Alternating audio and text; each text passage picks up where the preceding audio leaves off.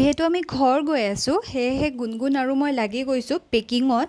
Last 2 ডেজৰ পৰা মই packing কৰিছোঁ, কিন্তু পেকিং কৰি মই কমপ্লিট কৰিব পৰা নাই, কাৰণ যাৰ যাৰ বাচ্ছা আছে তেওঁলোকে বুজি পাবই যে কিমান কি বস্তু নিব লাগে। আৰু গৈ পোৱাৰ পিছতো এনেকুৱা হয়, এইটো অনা নহ'ল, সেইটো অনা নহ'ল।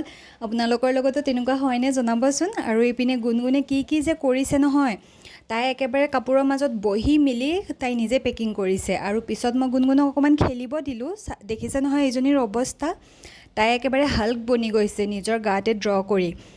গুণগুণক খুৱাই মেলি মই এয়া লাগি গৈছোঁ লাড্ডু বনোৱাত। যিহেতু ট্ৰেভেল কৰিলে তাই বাহিৰত কিবা কিবি খাব বিচাৰে, সেয়ে মই কিবা নহয় কিবা এনেকৈ বনাই লৈ যাওঁ। আৰু ইয়াত মই makhana powder, sattu powder, dry seeds আৰু ডেটছ, গোন্দ এইবিলাক ব্যৱহাৰ কৰিছোঁ, যিটো এনাৰ্জি বুষ্টাৰৰ কাম কৰে।